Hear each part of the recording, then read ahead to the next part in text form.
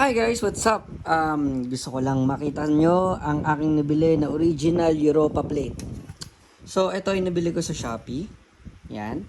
So, original siya talaga guys Legit. Ayan o, yan yung pag-check. Ayan. So, ito yung size niya. May onting sobra lang siyang ganyan. Papantay ko lang siya. Ganyan ko siya i-install. Medyo lalagyan natin siya sobrang yan. So medyo pili ka na lang kung ano yung masobra. Siguro ang gagawin ko ganyan. Tapos yan. Ayan guys, yan yung itsura niya pag nakabit na siya. Kung gusto niyo na ito guys, nandyan lang yung link dito. Dito yung link. Or dito yata. Baka dito na lang.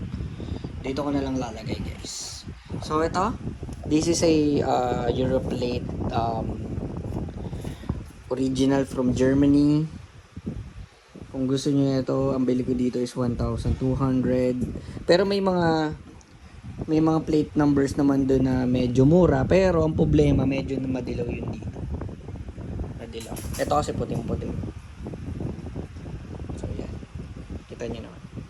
So yung mga good quality, yung mga walang damage, tsaka yung mga puting-puti is 1,200 to 2,000. Pero yung mga medyo pangit or may damage, siguro 800 pair na yun.